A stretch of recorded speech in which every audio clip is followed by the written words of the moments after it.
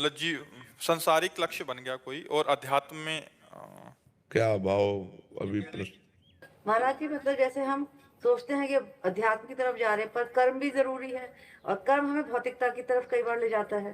तो अध्यात्म का मतलब क्या समझाया आपने? नहीं, अध्यात्म का मतलब भी है प्रभु का नाम से सही रास्ते पे चलना। और तो ये कर्म क्या गलत रास्ते के कर्म करते हैं क्या आपने? कर्म भी उसी रास्ते पे है मतलब। तो अध्यात्म इसे ही कहते हैं। अध्यात्म को अभी समझ नहीं पा रही। अध्यात्म का मतलब एक कोठरी बंद करके आंख मूंद के बैठना नहीं है। अध्यात्म का मतलब हम सोनी लगा रही तो अध्यात्म में है। राधा राधा जप रहे भगवान के घर में सोनी लगा रहे, रोटी बना रहे तो भगवान का भोग, पति पुत्रों की सेवा है, भगवान की सेवा है। जो भी मान लो आप मास्टर हैं तो विद्यार्थी रूप भगवान आए, उनको हम पढ़ा रहे हैं। आप डॉक्टर हैं तो मरीज रूप भगवान आए, उनकी सेवा कर रहे हैं। आप वकील हैं, आप न्यायाधीश हैं तो धर्म के साक्षी होकर के दोषी को दंड दिलाना और निर्दोष को मुक्त करो, ये सब भगवान का ही तो भजन है, ये अध्यात्म ही तो है। अगर हम व्यवहार को अध्यात्म ना बना पाए तो अध्यात्म कोई अलग चीज है क्या?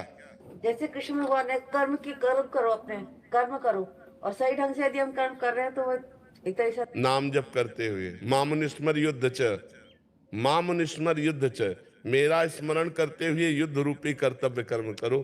तो युद्ध से खतरनाक कोई कर्तव्य कर्म है नहीं।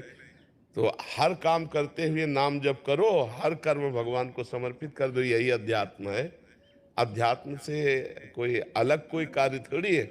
जैसे स्वाहा बोलना अध्यात्म है, वैसे फावड़ा चलाना भी अध्यात्म है। यदि वो राम कह के एक फावड़ा चलाता है तो उसकी यज्ञ हो रही है। एक एक फावड़ा चलाना भगवान का भजन हो रहा है, एक एक कार्य भगवान का भजन हो रहा है, क्योंकि ये सृष्टि भगवान की है।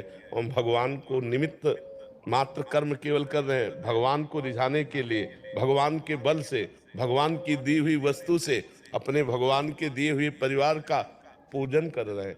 नाथ सकल संपदा तुम्हारी, मैं सेवक समेत सुतनारी, यही अध्यात्म आ जाएगा। अब अध्यात्म की ऊंचाई पर चढ़ता चला जाए तो फिर वो आत्मज्ञान अलग वस्तु हो जाती है।